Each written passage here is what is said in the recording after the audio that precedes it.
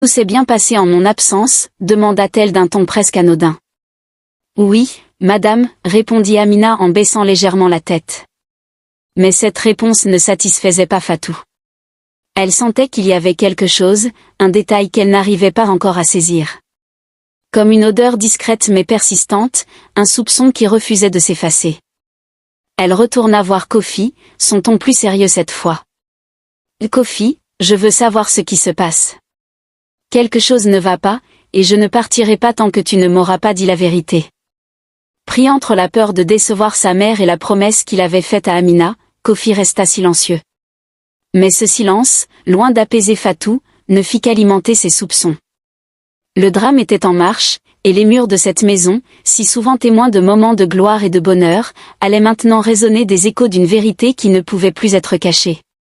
Fatou, la reine de cette demeure, ne tarderait pas à découvrir que la nuit passée avait laissé bien plus que des traces. Les rumeurs ont toujours des jambes rapides, surtout dans les quartiers où les murs semblent avoir des oreilles. Ce qui s'était passé entre Kofi et Amina, bien qu'enveloppé dans un silence apparent, ne tarda pas à éclater au grand jour. Mais pas de la manière qu'on aurait pu imaginer. Quelques jours après cette fameuse nuit, Amina, d'ordinaire si réservée, franchit la porte d'un commissariat avec une détermination inhabituelle. Son visage était calme, mais ses paroles, elles, portaient le poids d'une bombe, elle accusait Kofi de l'avoir agressée. Quand Fatou apprit la nouvelle, c'était comme si le tonnerre avait frappé sa maison. La simple idée que son fils, son précieux héritier, soit impliqué dans un scandale pareil la laissa sans voix pendant quelques secondes. Mais rapidement, la femme d'acier qu'elle était reprit le dessus. Fatou, furieuse, se mit en mode guerrière. Agressé ? Mon fils ? Kofi, s'écria-t-elle dans son immense salon. Cette femme est folle ou quoi ? Elle pense qu'elle peut salir notre nom comme ça ? Elle ne sait pas à qui elle a affaire. Le lendemain, Fatou convoqua ses avocats. Pas un ou deux, mais une véritable armée juridique.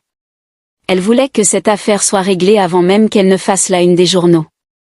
Lors de la première audience, Fatou fit une entrée magistrale, vêtue d'un tailleur crème impeccable, des lunettes de soleil posées sur son nez, et une aura qui commandait le respect, voire la peur. À ses côtés, Kofi, en costume sombre, semblait tout petit. Son regard était fuyant, son visage fermé. On aurait dit qu'il était là sans vraiment y être. Amina, quant à elle, était assise de l'autre côté de la salle, simple et sereine. Elle portait un boubou bleu ciel, modeste mais élégant. À ses côtés, son avocat, un jeune homme au visage déterminé, semblait